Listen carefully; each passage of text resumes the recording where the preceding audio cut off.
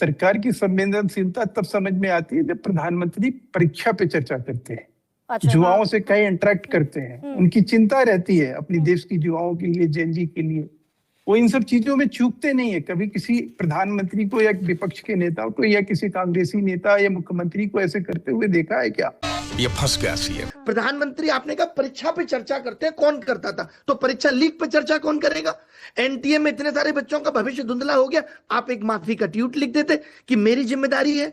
आपने एनटीए के पुराने डीजी को छत्तीसगढ़ भेज दिया डायरेक्टर बना के।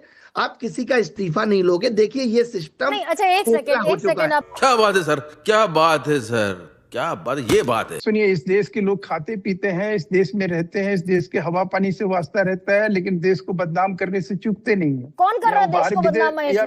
या विदेश की धरती पे करें, या इस देश में करें, या इस देश की जितनी शासन व्यवस्था है या संवैधानिक व्यवस्था है उसके ऊपर सवालिया निशान खड़ा करें। कौन कर रहा है? वो पार्लियामेंट में नहीं, वो अच्छे तरह से आप इतने मासूम थोड़ी है, आप एक पत्रकार हैं और आपको खूब अच्छे से मालूम है कि मैं किन के बारे में चर्चा कर रहा हूं। अच्छा, हमको सिखा दिया।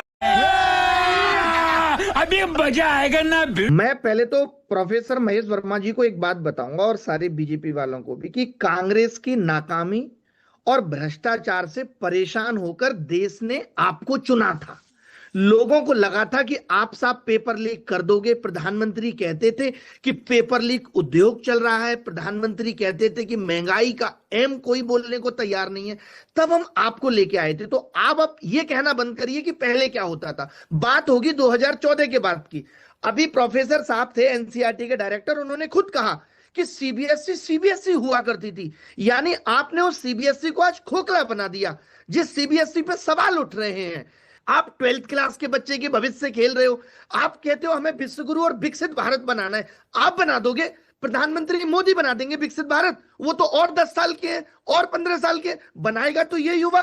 बंद करो, हाथ जोड़ के मैं गुजारिश करता हूँ।